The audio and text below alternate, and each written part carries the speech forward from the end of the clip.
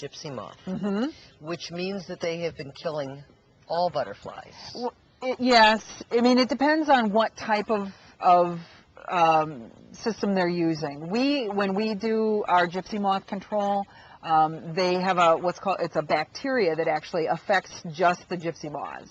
So there are different things that you can do that kind of limit and focus more on what you're trying to get rid of. The same thing with mosquitoes. We do some mosquito abatement, but again, it's more larviciding, which is taking care of the larval stage, which is the most effective. Standing water. Yeah. No, what I was going to ask is, do you see a diminution of butterflies here after everybody sprayed this year? Gosh, I have not seen a lot this year, to be honest. I don't know if that has to do with the spraying. They could be later in the season because of the amount of water and the cool weather we've had. There's so many different factors that kind of factor into that. But definitely, if the spray that is used is kind of an all-purpose spray, it would definitely inhibit butterflies as well as a lot of other beneficial insects. Which is the very sad thing. Right. And bees. Honeybees are in that category, too, that it would affect them, and you know, there is a problem with a mite that is on the honeybees currently that beekeepers are very concerned about as well. So what do you do about a mite on honeybees? I think that's what they're studying, and they're trying to figure out what's the best thing to be able to help them survive. So, well, we have about 2 minutes left. Okay. So the one thing we haven't touched on is one of my favorite things is Ryerson, is maple syrup time. Okay, yes. I think Ryerson is most known for maple syrup. A lot of people think it's in the fall that it happens, but it actually happens in the springtime.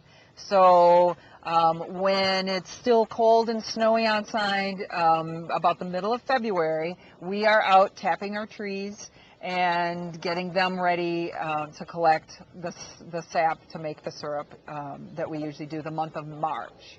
So that's always a very popular thing that families can come out and we have lots of stories where adults are bringing their kids because they were here as a child and saw the same program. It's so neat. It's so neat. It is. I mean, here's the thing. This is a nature preserve. You've got trees, you've got meadows, you've got a river, you've got environmentally responsible things going on. In addition to that, people can learn that their steak doesn't come from a grocery store, right. Their egg doesn't come from the refrigerator, and the maple syrup doesn't come from the bottle. Right.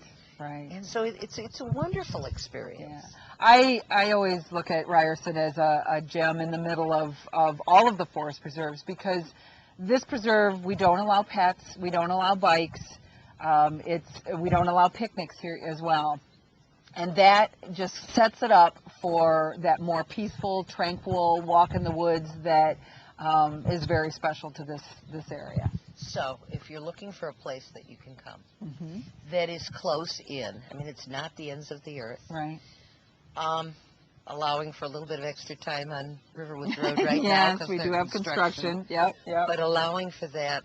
There's so much to experience for people, and I think this park is underutilized. I really do. Yeah.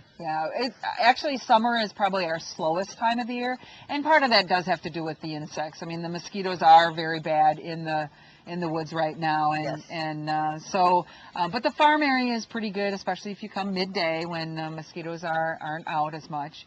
It is a little break from the everyday. Break from the bite? Yeah. Yeah, it's a wonderful place to come, and I really want to thank you. Now, is there a number people can call if they want information about what's going on, or is that just through the website? Checking the website is the best way, but we do, Ryerson, we do have a phone number here, and that is 847-968-3321. And that's our general number. That you can find out what's going on here at Ryerson or at any of the preserves. And give us the website one more time. And that is www.lcfpd.org. Lake County Forest Preserve District.org. Yes.